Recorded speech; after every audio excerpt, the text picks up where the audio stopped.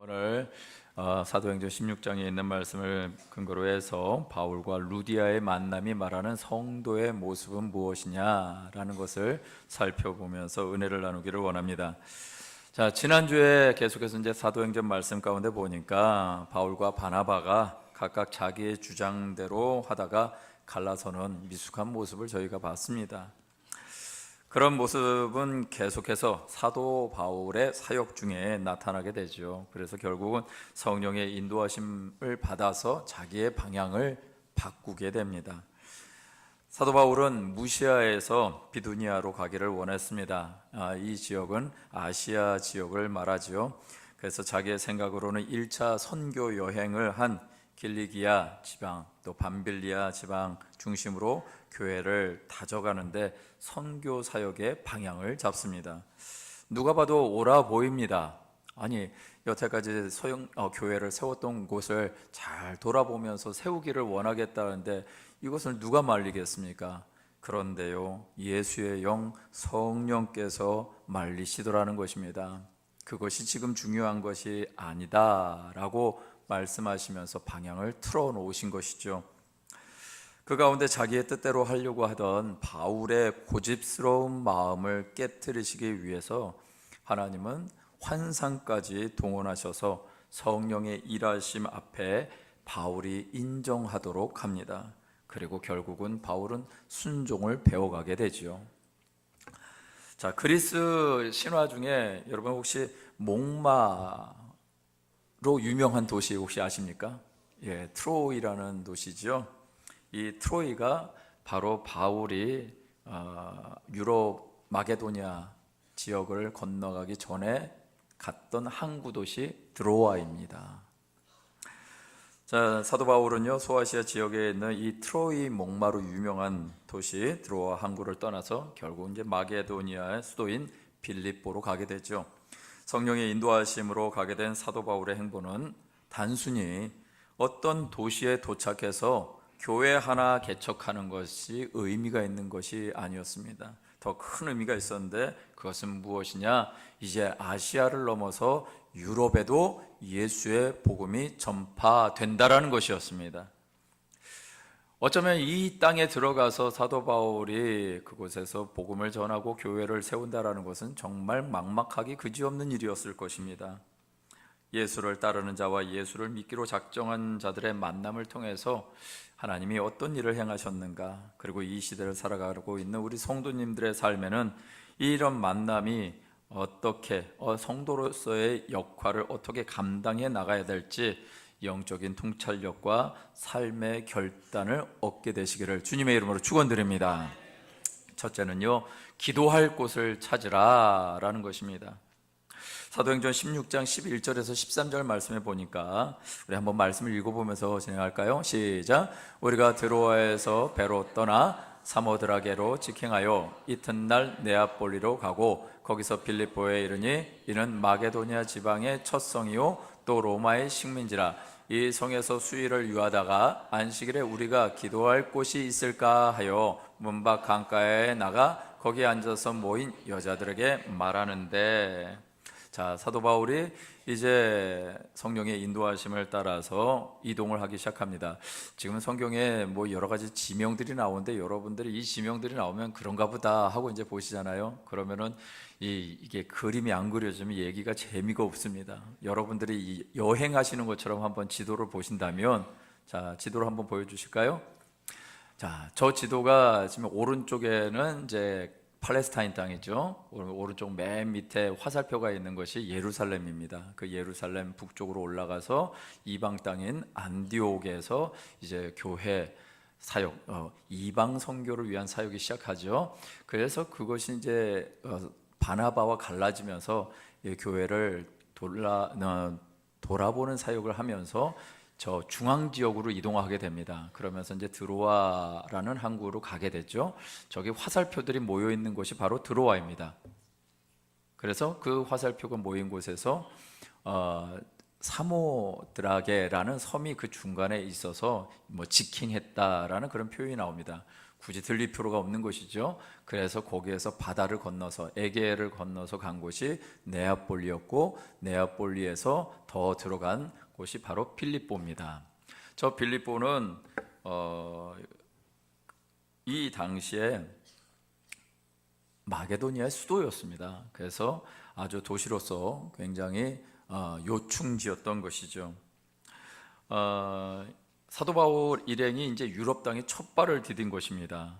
그리고 그곳에서 빌립보라는 곳에서 이제 사역을 하게 되는데, 이 빌립보는 어떤 역사적인 사건들이 있냐면, 여러분 혹시 줄리어스 시저라는 인물을 아십니까? 로마의 유명한 황제였죠. 근데 이제 블루투스라는 사람에 의해서 죽임을 당하게 되지요. 그리고 이 블루투스도 옥타비아누스라는 황제, 로마의 황제와 전쟁을 벌이면서 죽임을 당한 곳이 바로 이 빌립보입니다. 그런 빌립보에 이 바울이 지나온 행적과 조금 다른 것이 있었는데, 무엇이냐면 바울이 지나온 도시들과 다른 것은 회당이 없었다라는 것입니다. 왜 그럴까? 여러분 우스갯소리지만 그 해외에서 중국 사람 10명이 모이면 뭐가 만들어지는지 아십니까? 중국 사람 10명이 모이면 식당이 만들어진답니다. 그리고 일본 사람 10명이 모이면 회사가 만들어지고요, 한국 사람 10명이 모이면 교회가 만들어진답니다. 네, 할렐루야입니다. 네. 근데 유대인 남자 10명이 모이면 뭘 만들까요? 그렇죠, 회당을 만드는 거죠. 근데 이게 우스갯소리로 한 얘기가 아니라 실제로 이 당시에 관습이 그랬답니다. 이 유대인들 10명이 모이면 회당을 만든다. 그런데 회당이 빌립보에 있다 없다? 없다라는 것입니다. 그 정도로 이 유대인들에게 있어서 불모지와 같은 곳이고, 더더군다나 복음을 전해야 되는 사도 바울의 입장에서는 빌립보는 굉장히 척박한 곳이었습니다. 어쨌든 이곳에서 하나님의 말씀을 가르치고 복음을 증거해야 될 텐데 참 증거하기가 어려운 상황인 것이죠. 얼마나 당황했을까라는 생각이 듭니다. 자, 이 안에서 우리가 한번 생각해 볼 것이 하나 더 있는데요, 성령의 인도하심을 받아서 왔습니다. 사도 바울 일행이 성령의 인도하심을 받아서 왔는데, 여러분 성령의 인도하심을 받아서 왔으면은 예비된 사람들이 있어야 되는 것 아닐까요? 예비된 환경들이 조성이 되어야 되지 않을까요? 더욱이나 최소한의 환경이라면 회당이 있어야 되는 것 아닐까요? 그런데 좀 전에 우리가 살펴본 것처럼 회당도 없었고 복음을 증거할 만한 어떤 기본이 전혀 되어 있지 않았던 것입니다. 그런데 거기를 누가 가라고 하셨다고요? 성령께서 가라고 명하셨고요, 성령께서 인도하셨습니다. 그렇다는 얘기는 우리가 생각하는 것처럼 성령께서 인도하시고 성령께서 가라고 하셨다면 환경이 만들어진다? 안 만들어진다? 안 만들어질 수도 있다라는 것이죠.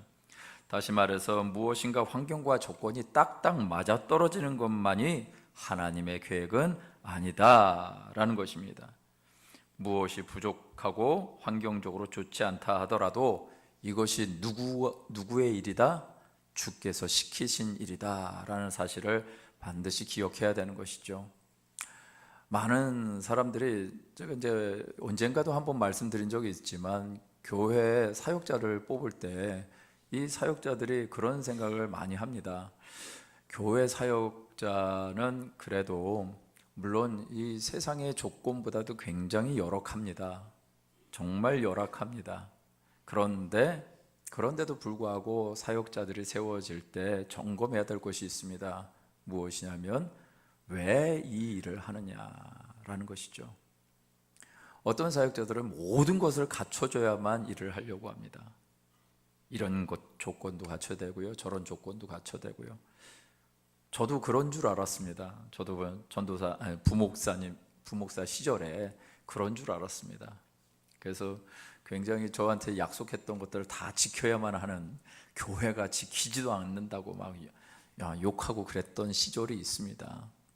근데 중요한 것이 무엇이냐면 왜 거기 갔냐를 점검해야 되는데, 그거를 점검하지는 않고 내가 누려야 될 조건만 점검하면서 살더라는 것이죠.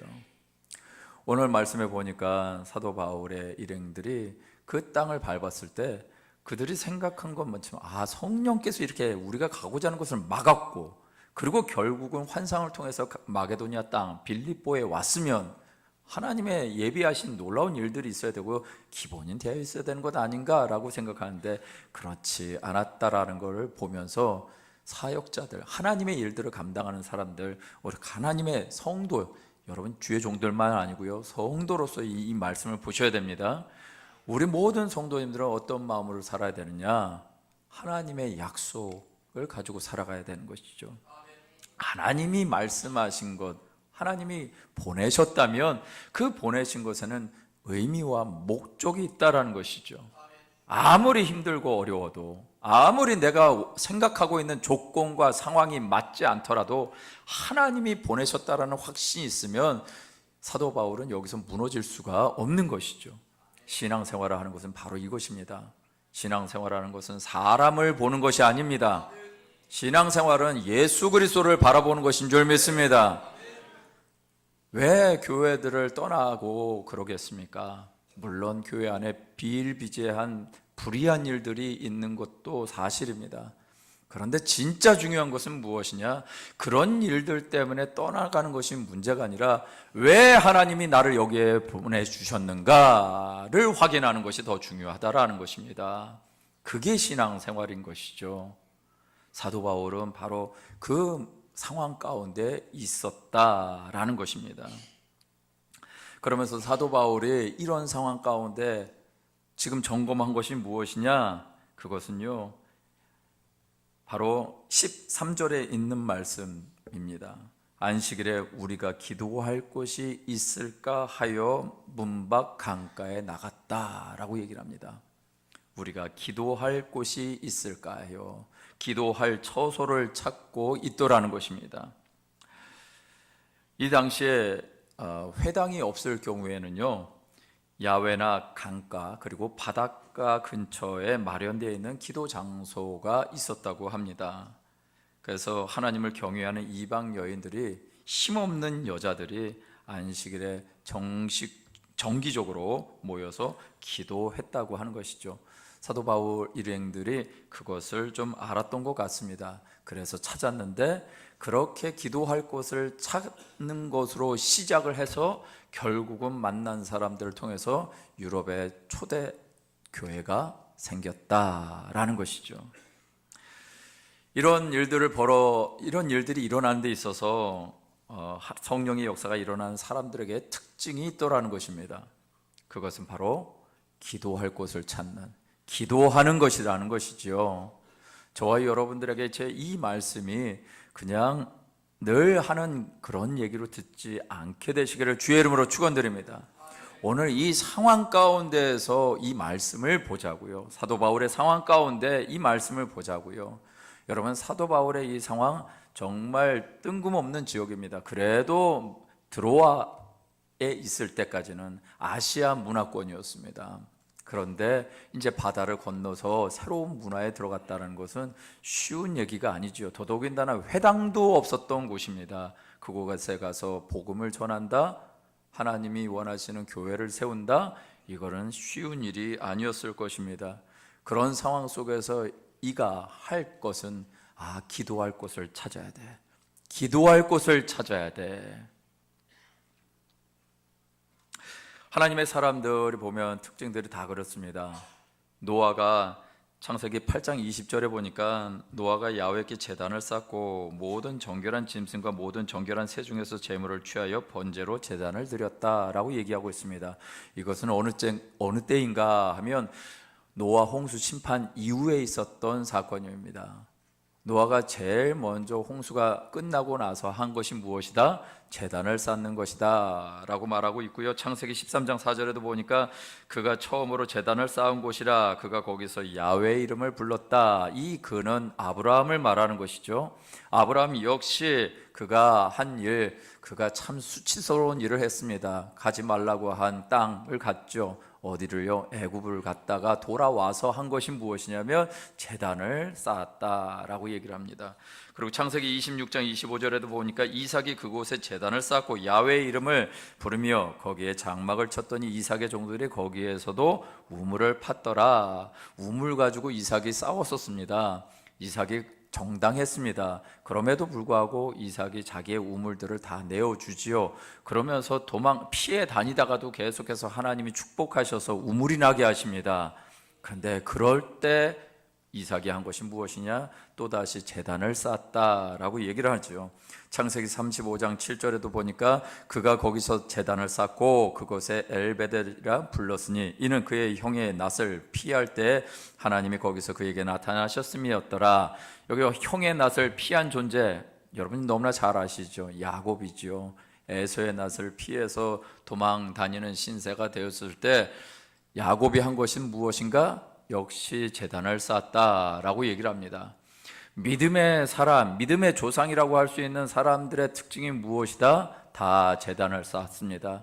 하나님 보시기에 당대 의인이라고 여겨지는 노아를 통해서도 제단을 쌓게 하셨고요. 하나님의 사람, 약속의 사람들에게 있어서는 반드시 제단이 있었는데 이 제단은 예배를 의미하기도 하지요. 그런데 예배를 한다라는 것은 무엇일까요? 형식적인 것만 하면 예배가 되어지는 건가요? 예배는 과연 그냥 내가 어떤 행위를 하고 짐승의 목숨을 취해서 제사를 올려드리는 것이 예배에 맞습니다. 그러나 그 예배의 중요한 것이 무엇일까요? 하나님과 예배자와의 대화 아니겠습니까? 하나님과 예배자의 대화, 이것이 진짜 중요한 것이죠. 여러분, 기도가 바로 그런 것 아닐까요? 하나님 앞에 올려드리는 제단을 쌓았다는 얘기는 하나님 앞에 간구한 것이고 하나님과 대화했다는 것 아닐까요? 여러분, 기도는 주문을 외우는 것이 아닙니다. 할렐루야! 여러분, 기도는 주문 외우는 것이 아닙니다. 여러분 조심하시길 바랍니다. 마치 세상 사람들이나 어떤 연불 외우듯이 그렇게 기도를 하는 것이 아닙니다. 우리가 사도신경을 처음에 하고 어떤 예배 끝날 때는 주기도문을 하는 것은 마치 뭔가 주문을 외우고 부적 같은 것이라고 생각하시면 아니 됩니다. 왜요? 사도신경은 무엇인가요? 저와 여러분들의 신앙 고백입니다. 삼위 하나님을 내가 믿겠다라는 것이고 예수님의 탄생이 동정녀 탄생이고 그로 말미암아 우리가 죄 사함을 받았다라는 믿음의 고백인 것이죠. 그리고 예수님께서 가르쳐 주신 주기도문은 모든 행사가 끝나는 용도가 아니지요. 저와 여러분들에게 있어서 가장 기본이 되어지는 기도다라는 것을 예수님께서 제자들에게 가르쳐 주신 것을 우리가 역시 따라하는 것이죠. 예수님께서 제자들에 가르쳤을 때 이것이 주문이다라고 말씀하신 적이 있을까요? 없을 것입니다. 예수님께서 이렇게 기도하는 거, 이것이 아버지께 진짜 기도하는 거야. 이렇게 아버지와 대화하는 거야 라고 말씀하시는 것이죠. 그래서 기도는 대화이고요, 기도는 호흡인 것입니다. 대화가 없는 관계를 관계라고 할 수 있을까요?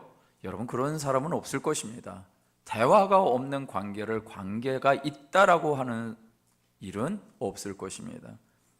또 호흡하지 않는 존재는요, 생명이 있을 수 없는 것이죠. 생명이 있는 것은 반드시 살아 움직이게 되어 있죠. 그래서 생명이 있는 대화, 그런 하나님의 마음에 합한 기도는 반드시 생명이 움직이게 되어 있다면 그 기도에 생명력이 나타나면 역사가 일어나지 않겠습니까? 할렐루야! 저와 여러분들이 그런 살아있는 기도를 한다면 하나님은 반드시 우리의 삶 가운데 일하시고 하나님의 역사, 표적과 기적을 우리에게 베푸실 줄 믿습니다. 기도는 그래서 대충 하는 것이 아닙니다.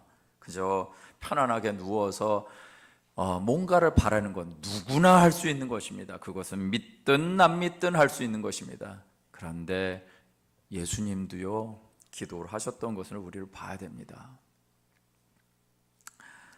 제가 20년 전에 여의도 순복음교회에서 직원으로 있었습니다. 근데 직원들이요, 어떤 점심만 되면 탁구를 치는데 아주 열심히 했습니다. 점심시간 빨리 밥 먹고 탁구를 치는 것입니다.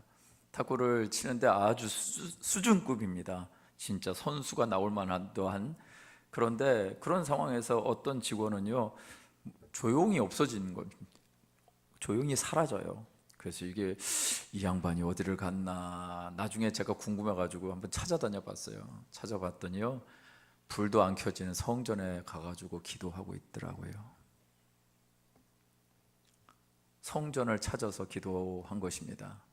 그런데요, 이분이 남미에 큰 부흥을 일으키는 목사님이 되셨습니다. 누군가는 몸의 건강을 위해서 그렇게 열심히 운동할 수 있습니다. 그런데 누군가는 기도처를 찾아서, 기도할 곳을 찾아서 기도를 했더니 하나님께서 그 사람을 사용하시더라는 것이죠. 오늘 저와 여러분들의 삶이 어떤 삶이 되시겠습니까? 우리의 몸 건강을 위해서 보내어지는 시간도 좋습니다. 그런데 그런 삶의 시간들을 조금만 더 우리 주님 앞에 간구할 수 있는, 기도할 곳을 찾아 나서시는 저와 여러분들 되시기를 주님의 이름으로 축원드립니다. 네. 예수님도 그렇게 기도하셨어요. 언제요? 누가복음 6장 12절에서 13절 말씀을 보니까 이런 말씀이 있습니다. 이때 예수께서 기도하시러 산으로 가사 밤이 새도록 하나님께 기도하시고, 이어지는 말씀을 밝음에 그 제자들을 부르사 그 중에서 12를 택하여 사도라 칭하셨으니, 지금 기도를 하셨는데 무엇 때문에 기도하셨어요? 사도들을 세우려고, 12명의 사도들을 택하시려고 기도를 하셨다. 그것도 밤이 새도록 기도하셨다라고 얘기합니다. 자, 여러분들 한 가지 좀 질문을 드릴까요? 이 세상에 기도가 필요가 없는 사람이 있을 수 있을까요? 기도할 필요가 없는 사람, 불신자든 믿는 자든 기도할 필요가 없는 사람은 아마 이 세상에 없을 것입니다. 여러분, 믿지 않는 사람들이 어려운 일 당하면 제일 먼저 뭐부터 하는지 아십니까? 그렇죠. 아이쿠 하나님. 아시죠? 찾는 거. 어려운 일 당하면 아이쿠 하나님. 외국 사람들은 오 마이 갓 그런다며요. 진짜 욕들을 난무하는데도 어떤 일을 당하면 오 마이 갓부터 찾더라고요. 그런데 이 세상에 기도할 필요가 없는 한 사람이 있죠. 누굴까요? 예수님이죠. 예수님이야말로 기도가 필요 없죠. 왜 그럴까요? 예수님은 성자 하나님이시니까. 성자 하나님이 뭐하러 기도를 할까요? 성자 하나님이 뭐하러 제자들을 뽑는데 기도하실 필요가 뭐가 있어요? 그냥 뽑으시면 되지. 그런데 그분이 기도하신단 말이죠. 하나님의 사람들을 세우는 일들에 대해서 그분도 기도하시더란 말이죠. 하물며 저와 여러분들은 어떻겠습니까? 예수님이 육신의 옷을 입고 계시는 동안 계속해서 기도하셨습니다. 왜요? 하나님을 의지하는 모습, 하나님의 말씀에 순종하기 위해서 그 삶을 우리에게 보여주신 것이죠. 예레미야 29장 12절 말씀 우리 함께 읽어볼까요? 시작. 너희가 내게 부르짖으며 내게 와서 기도하면 내가 너희들의 기도를 들을 것이요. 할렐루야. 하나님이 이스라엘 백성들에게, 유다 왕국 백성들에게 예레미야를 통해서 말씀하십니다. 너희가 내게 부르짖으면 내가 와서 내가 너희의 기도를 들을 것이다. 내게 와서 기도하기만 하면, 내게 와서 기도하기만 하면 내가 들을 것이다 라고 말씀했습니다. 그런데요, 남유다 왕국 사람들이요, 기도를 안 해요. 저렇게까지 말씀하셨어요. 내게로 와서 기도하기만 하면 내가 너희의 기도를 들을 거야 라고 말씀하고 있는데, 남유다 왕국이 저 말씀을 안 듣고 결국 망하는 길을 선택하고 맙니다. 우리 성도 여러분의 삶에는 기도할 곳을 찾는 은혜가 있게 되시길 주의 이름으로 축원드립니다. 기도하지 않을 이유를 찾지 마시고 기도할 이유를 가지고 기도할 곳을 찾아서 여러분의 삶의 현장에 분명히 있습니다. 기도할 시간이 있고요, 기도할 곳이 있습니다. 그것이 여러분의 가정이든지 직장이든지 사업장이든지 무엇을 하든 곳이든지, 공부를 하는 곳이든지 알바를 하는 곳이든지 기도할 자리가 있습니다.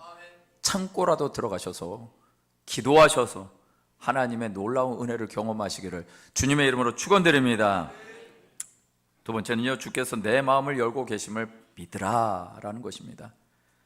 사도행전 16장 14절 말씀에 보니까 두아디라시아에 있는 자색 옷감 장사로서 하나님을 섬기는 루디아라 하는 한 여자가 말을 듣고 있을 때 주께서 그 마음을 열어 바울의 말을 따르게 하신지라 라고 말씀하고 있는데, 루디아, 이 루디아라는 이름에 대해서 여러 가지 설이 있습니다. 이것이 진짜 이 여인의 이름이다, 아니다, 이 여인의 이름이 아니라 이 여인이 살고 있던 지역에 대한 이름으로, 한마디로 말해서 광주댁, 순천댁, 부산댁, 대전댁 이런 거다 라고 얘기를 하는 분들도 있습니다. 그래서 실제로 이 여인의 이름은 빌립보서 4장 2절에 있는 말씀을 근거로 해서 유오디아나 순두개일 것이다 라고 얘기하는 사람들도 있습니다. 어쨌든 루디아는 빌립보 시장에서 옷장사, 자주 옷감 장사를 하던 여인으로 알려져 있습니다. 자주 옷감 장사, 뭐 그냥 옷감 장사니까 뭐 그런가 보다 할 텐데, 이게 쉬운 일이 아닌 게 이 당시에 자주빛 염료를 만들어내는 일이 어려웠답니다. 그러니까 이런 색깔의 옷을 입는 사람들은 일반 사람일까요? 아니면 조금 높은 사람일까요? 그렇죠? 네, 고맙습니다. 반응해 주셔서. 조금 높은 사람이었을 것입니다. 그러다 보면은 나름 이 장사를 하면서 재미를 봤을 수도 있을 것 같습니다. 그런데 이렇게 뭔가 부족할 것이 없을 것 같은 이 여인이 누구를 찾아요? 이방신인 하나님을, 자기들 신도 아니고 이방신이 가나안 백성, 팔레스타인의 신 하나님을 믿었다. 이거는 엄청난 일 아닐까요?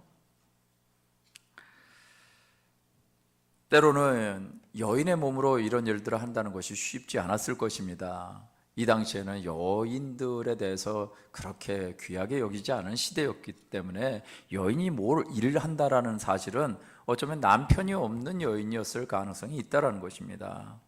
그래서 나름 이 생계를 꾸려가기 위해서 이 일을 하다 보면 때로는 힘든 순간도 있었겠죠. 그런데 이런 여인에게 역사가 벌어집니다. 어떤 역사요? 주께서 그의 마음을 열어주셨답니다. 주께서 그 마음을 열어주셨다. 이것이 한 여인의 삶으로 끝나는 것이 아니라 오늘 저와 여러분들의 삶 가운데도 동일하게 마음을 열어주시는 역사가 있게 되시길 주의 이름으로 축원드립니다. 혹시 이수영 씨를 아실까요? 애절한 목소리의 가수로 I Believe라는 노래를 불렀던 저 양반입니다. 저 양반이 예전에 제가 예배를 어느 교회에서 드렸는데 그 교회 앞에 제가 앉아 있는데 앞자리에 앉아 있더라고요. 그래서 인사하고 좀 통성명도 하고 그랬던 시간이 있었는데, 이분이 벌써 이제 학부모가 됐더라고요.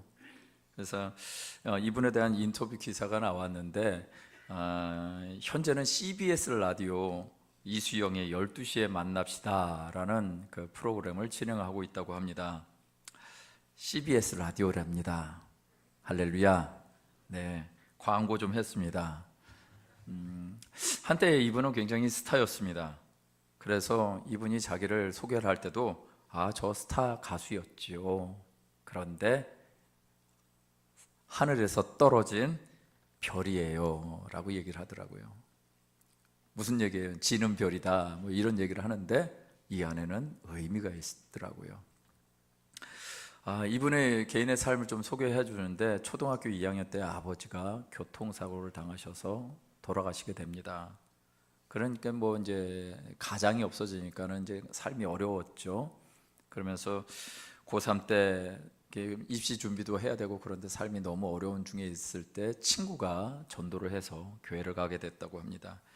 교회를 가기만 하면, 하나님을 믿기만 하면 내 먹구름 낀 불우한 내 인생 좀 희망이 있지 않겠나,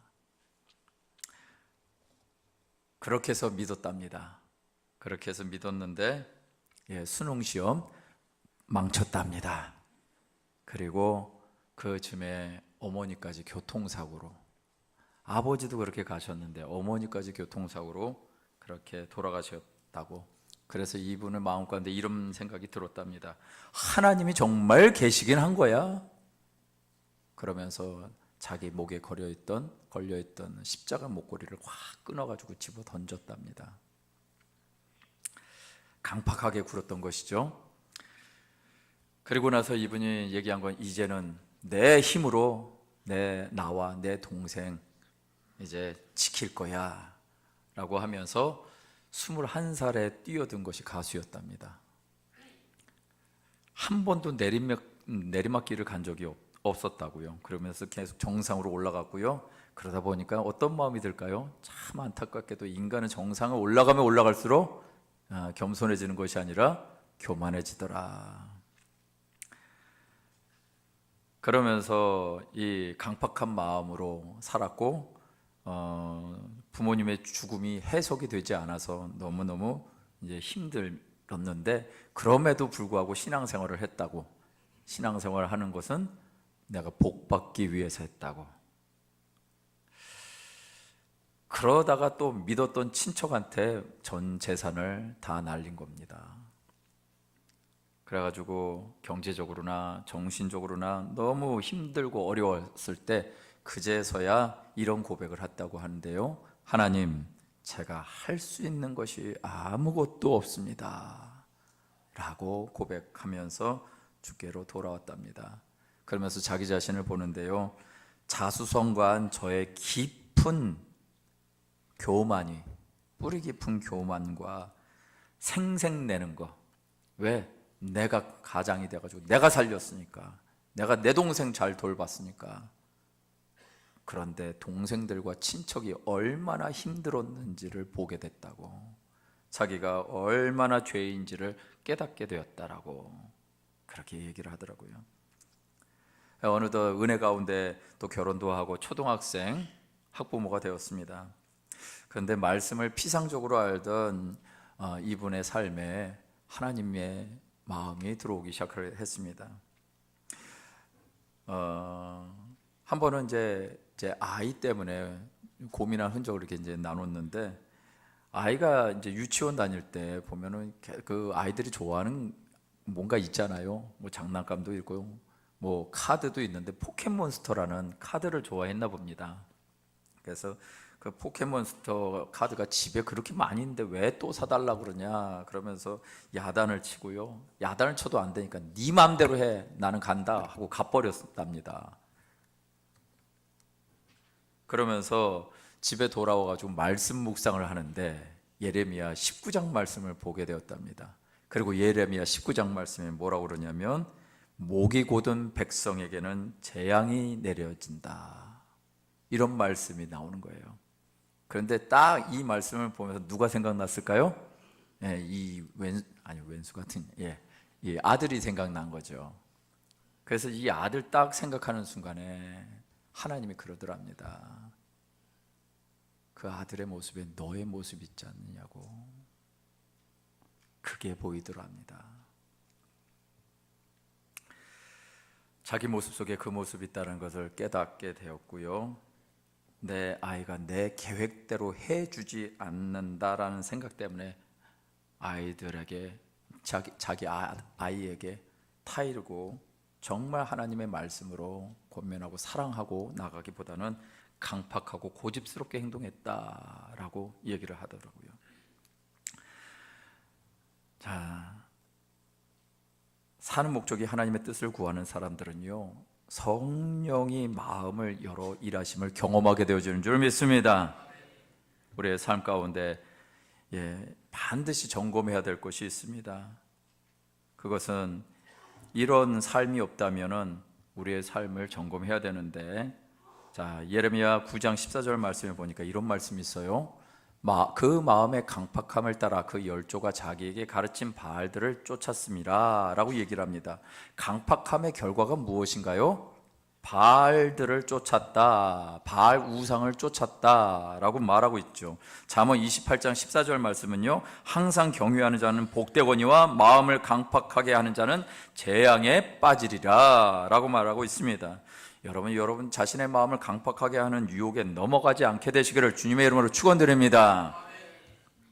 대신 올해는 주님께서 주신 마음을 발견하게 되시기를 주의 이름으로 축원드리는데요, 누가복음 24장 45절 말씀 그리고 32절 말씀 우리 함께 읽겠습니다. 시작.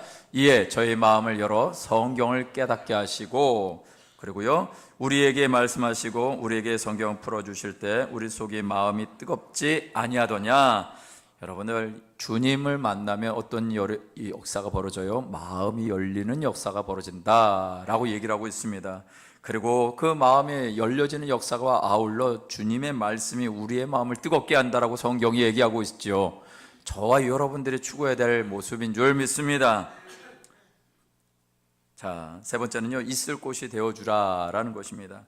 사도 바울은요, 예수의 복음을 듣고 루디아가 어떻게 반응을 보이는지 그것을 15절에 언급하고 있습니다. 15절 말씀 한번 같이 읽겠습니다. 시작. 그와 그 집이 다 침례를 받고 우리에게 청하여 이르되 만일 나를 주 믿는 자로 알거든 내 집에 들어와 유하라 하고 강권하여 머물게 하니라.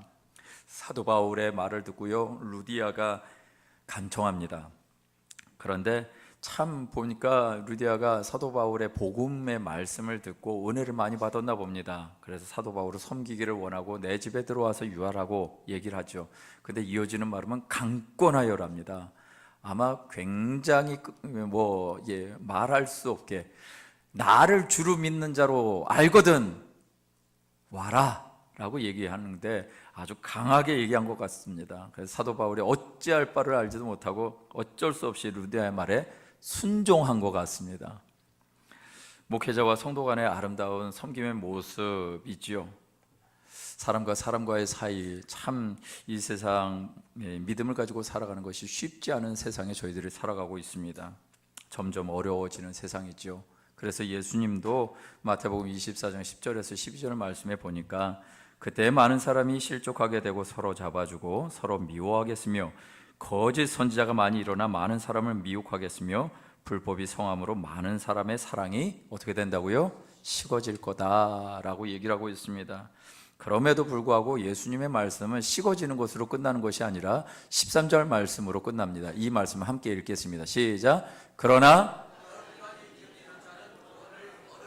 할렐루야. 예, 세상 사람들의 사랑은 식어질지라도 구원을 받는 자들은 끝까지 견디게 될 것이다 라고 말하고 있는 것이죠. 저와 여러분들의 삶 가운데 정말 이 땅에 이 사랑이 식어져서 생겨나는 많은 문제들, 여러분 지금 저와 여러분들의 삶에 이 시대에 벌어지고 있는 거 제가 참 이제 말하기도 어렵습니다. 부끄럽고 또 한편으로는 그렇게 피해를 당하신 분들의 마음이 얼마나 상처를 입었을까. 왜 이런 일들이 벌어지는가요? 사랑이 식어서 그래요. 온통 자기만의 사랑이에요. 자기중심적인 사랑의 결과가 이 세상을 이렇게 만들어버리고 사랑을 식어버리게 만들더라는 것입니다. 어느 과일 가게 사장님한테 있었던 일입니다. 이 인근 교회에서요, 성도님들이 와가지고 이 과일 가게 사장님한테 전도를 했습니다. 근데 이제 예수를 믿는 마음이 전혀 없는 이 사장님이 이 전도하는 것이 너무 귀찮은 거예요.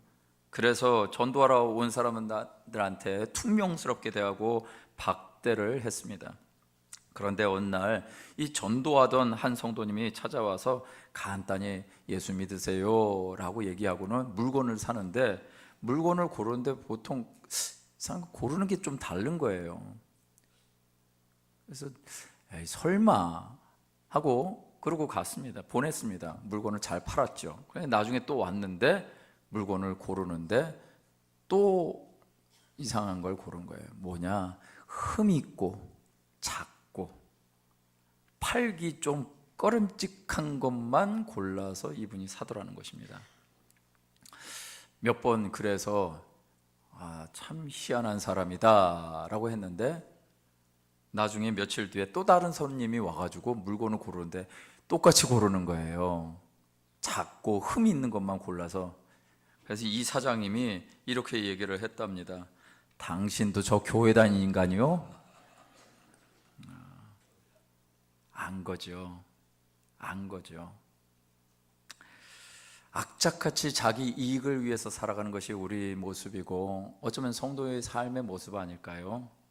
콩나물 하나 깎기 위해서 악착같이 깎는 우리의 모습, 참 죄송하지만 이제는 그런 삶이 없으면 어떨까요? 그렇게 안 살면 어떠실까요? 정말 누군가를 구원한다라는 목적을 가지고, 누군가에게 나의 삶의 시간들을 내어준다라는 목적을 가지고 사람들을 대하면 우리가 어떻게 살까요? 악착같이 안 살 것 같습니다. 내 것 합리화해서 살지 않을 것 같습니다. 저도 말씀 준비하면서 고민했습니다. 나는 그런 적이 없나. 그걸 보니까 저도 참 얼마 전에 악착같이 살려고 했던 걸 회개했습니다. 이것이 참된 섬김의 모습이 아닐까요? 내가 조금 손해보면 어떨까요? 내가 조금 바보같이 살면 어떨까요? 세상은 바보처럼 살지 말라고 하고 손해보지 마라, 자식들한테도 그렇게 가르칩니다. 그런데 오늘 말씀에 보니까 사도 바울의 복음을 듣고 난 루디아의 모습, 집안에 사람 드리는 것이 뭐 그리 대수롭다고. 여러분, 근데 오늘날 여러분 집안에 사람 드리는 것이 쉬우십니까? 제가 집에 간다면 며칠부터 대청소하시던데요.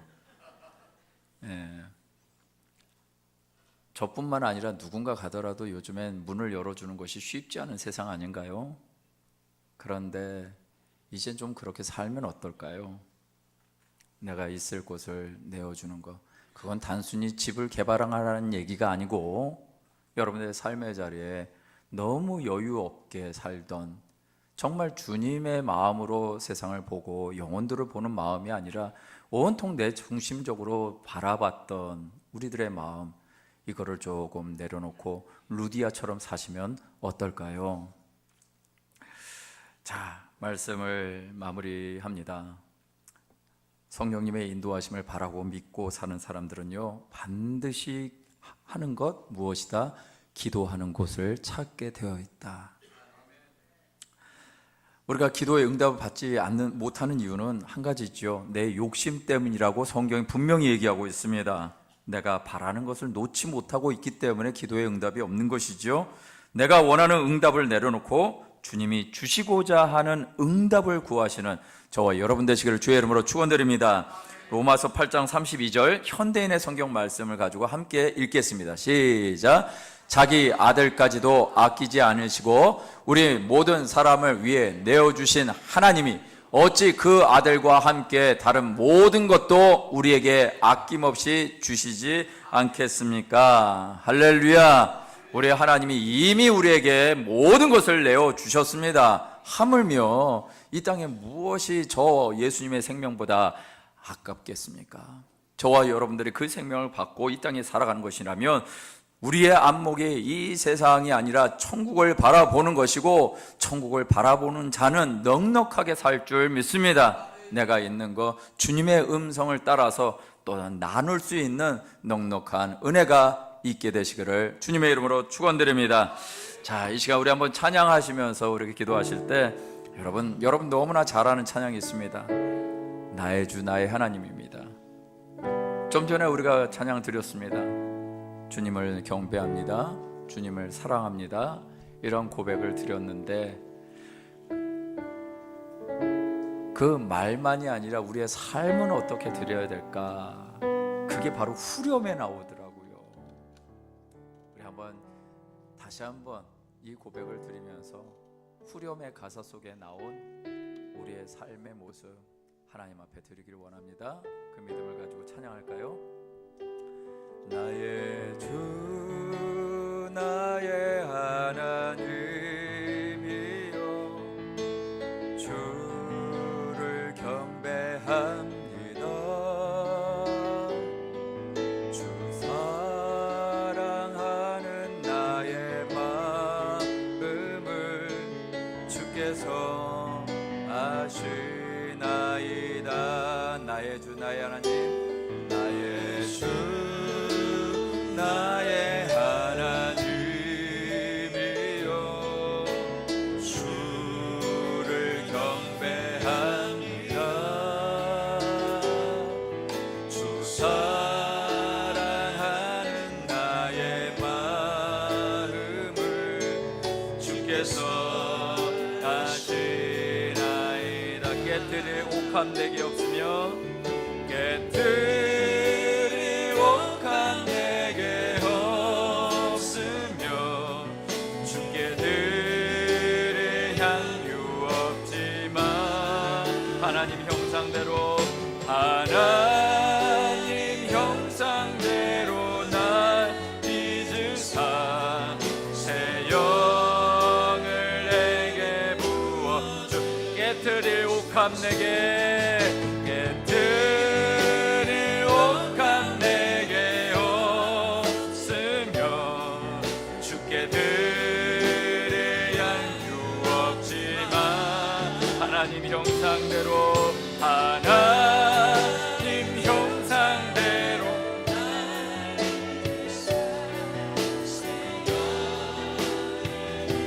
한 번 더 고백합니다. 깨뜨릴 옥함 내게, 깨뜨릴 옥함 내게 없으며, 주께 드릴 양유 없지만, 하나님 형상 하나님 형상대로 날 새 영을 내게 부어주소서. 을 내게 부어주 나의 주 나의 주 나의 하나님이여,